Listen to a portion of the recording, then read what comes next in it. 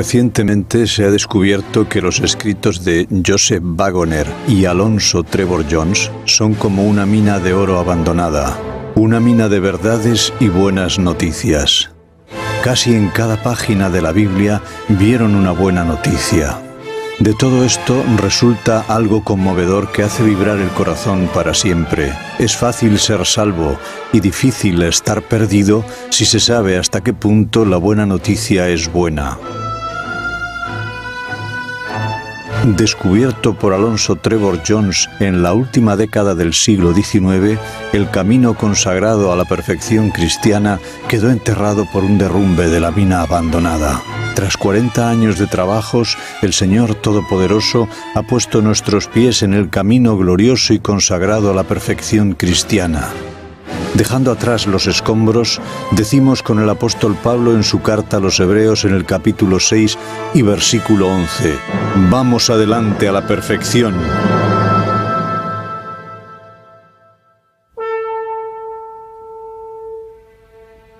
Semejante en todo.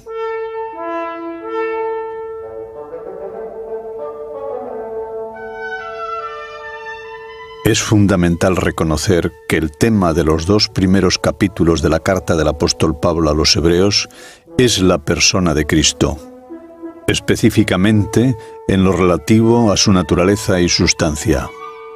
También en la carta del apóstol Pablo a los Filipenses, en el capítulo 2 y versículos 5 al 8, vemos a Cristo en relación con Dios y con el hombre, haciendo mención particular a su naturaleza y forma. Haya pues en vosotros este sentir que hubo en Cristo Jesús, el cual, siendo en forma de Dios, no tuvo por usurpación ser igual a Dios. Sin embargo, se anonadó a sí mismo, tomando forma de siervo, hecho semejante a los hombres, y hallado en la condición de hombre, se humilló a sí mismo, hecho obediente hasta la muerte y muerte de cruz. Cuando Jesús se anonadó a sí mismo, se hizo hombre, y Dios se reveló en el hombre. Cuando Jesús se anonadó a sí mismo, por un lado se reveló al hombre, y por otro lado se reveló a Dios. Así en él, ambos, Dios y hombre, se encontraron en paz y fueron uno, como dice el apóstol Pablo en la carta a los Filipenses en el capítulo 2 y versículos 14 y 15, porque Él es nuestra paz, que de ambos, Dios y el hombre, hizo uno, dirimiendo en su carne las enemistades para edificar en sí mismo los dos, Dios y el hombre, en un nuevo hombre, haciendo la paz. Por lo tanto, el que fue en forma de Dios, tomó la forma del hombre. El que era igual a Dios, se hizo igual al hombre. El que era creador y Señor, se hizo criatura y siervo. El que era en semejanza de Dios, se hizo en semejanza de hombre. Y el que era Dios y Espíritu, se hizo hombre y carne, tal como leemos en el Evangelio de Juan en el capítulo 1, en el versículo 1 y el versículo 14. Todo esto no es solamente cierto en cuanto a la forma, lo es también en cuanto a la sustancia, ya que Cristo era como Dios en el sentido de ser de su misma naturaleza y sustancia. Fue hecho como los hombres, en el sentido de serlo en la misma naturaleza y sustancia. Cristo era Dios, se hizo hombre. Fue tan realmente hombre como era realmente Dios. Se hizo hombre a fin de poder redimir al hombre. Vino al hombre allí donde éste se encuentra para traer al hombre allí donde él está y estaba. Con el fin de redimir al hombre de lo que éste es, fue hecho lo que es el hombre. El hombre es carne, tal como leemos en el libro de Génesis en el capítulo 6 y versículo 3, y en el Evangelio de Juan en el capítulo 6 y versículo 3. Y el Verbo fue hecho carne. Evangelio de Juan, capítulo 1, versículo 14, y también la carta del apóstol Pablo a los Hebreos en el capítulo 2 y versículo 14.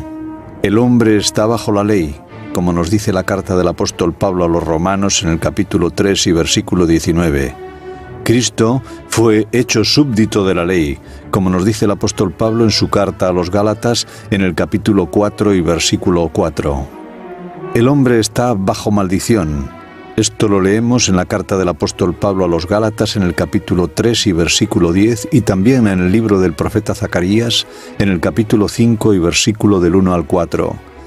Cristo fue hecho por nosotros maldición. Gálatas 3:13. El hombre está vendido en sujeción al pecado. Palabras del apóstol Pablo en su carta a los Romanos en el capítulo 7 y versículo 14. Y está cargado de maldad, como dice el profeta Isaías en el capítulo 1 de su libro y el versículo 4.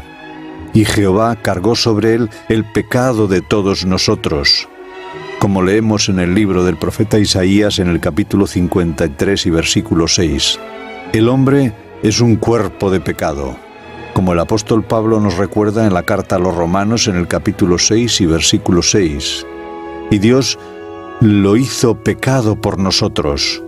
Palabras del apóstol Pablo en su segunda carta a los Corintios en el capítulo 5 y versículo 21.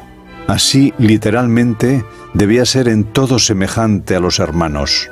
Sin embargo, no se debe olvidar jamás, debe quedar fijado en la mente y el corazón para siempre, que nada de lo relativo a la humanidad, carne, pecado y maldición que fue hecho, partía de sí mismo, ni tuvo su origen en ninguna naturaleza o falta propia. Todo lo citado fue hecho, tomando forma de siervo, hecho semejante a los hombres. En todo ello Cristo fue hecho, lo que anteriormente no era, a fin de que el hombre pudiera ser, ahora y para siempre, aquello que no es. Cristo era el Hijo de Dios, se hizo el Hijo del hombre para que los hijos de los hombres pudiesen convertirse en hijos de Dios. Carta del apóstol Pablo a los Gálatas, capítulo 4, versículo 4, y primera carta del apóstol Juan en el capítulo 3, versículo 1. Cristo era espíritu, tal como leemos en la primera carta a los Corintios en el capítulo 15 y versículo 45. Se hizo carne a fin de que el hombre que es carne pueda ser hecho espíritu, como leemos en el Evangelio de Juan en el capítulo 3 y versículo 6 y la carta del apóstol Pablo a los Romanos en el capítulo 8 y versículos del 8 al 10. Cristo, cuya naturaleza era divina, se hizo participante de la naturaleza humana para que nosotros, que tenemos naturaleza humana, seamos hechos participantes de la naturaleza divina, como nos dice el apóstol Pedro en su segunda carta en el capítulo 1 y versículo 4. Cristo, quien no conoció pecado, fue hecho pecado, la pecaminosidad misma del hombre, para que nosotros, que no conocimos la justicia, pudiésemos ser hechos justicia, la justicia misma de Dios. Del mismo modo que la justicia de Dios, la cual en Cristo es hecho el hombre, es justicia real. Así el pecado del hombre que Cristo fue hecho en la carne era pecado real. Tan ciertamente como nuestros pecados, cuando están sobre nosotros, nos resultan pecados reales, cuando esos pecados fueron cargados sobre Él, resultaron para Él pecados reales. Tan ciertamente como la culpa va ligada a esos pecados y a nosotros a causa de esos pecados, cuando están sobre nosotros, así también esa culpa estuvo ligada a esos mismos pecados nuestros y a Él a causa de los mismos cuando le fueron cargados. Así la culpa, la condenación, la desolación causada por el conocimiento del pecado fueron su parte, fueron un hecho en su experiencia consciente, tan real como lo sean en la vida de cualquier pecador que jamás haya existido sobre la tierra. Y esta sobrecogedora verdad trae a toda alma pecadora la constatación gloriosa de que la justicia de Dios y el descanso, la paz y el gozo de la justicia son un hecho en la experiencia consciente del creyente en Jesús en este mundo, de una forma tan real como lo sean en la vida de todo ser santo que jamás habitase el cielo. Aquel que conocía la amplitud de la justicia de Dios adquirió también el conocimiento de la profundidad de los pecados de la humanidad. Conoce el horror de la profundidad de los pecados de los hombres, tanto como la gloria de las alturas de la justicia de Dios. Dice el profeta Isaías: en su libro en el capítulo 53 y versículo 11. Por ese conocimiento que Él tiene, es poderoso para librar a todo pecador desde la mayor bajeza del pecado y elevarlo hasta la mayor altura de la justicia, la propia justicia de Dios. Hecho en todo como nosotros, fue en todo punto como somos nosotros. Tan plenamente fue eso cierto que pudo decir aquello que también nosotros debemos reconocer. No puedo hacer yo de mí mismo nada. Evangelio de Juan, capítulo 5, versículo 30.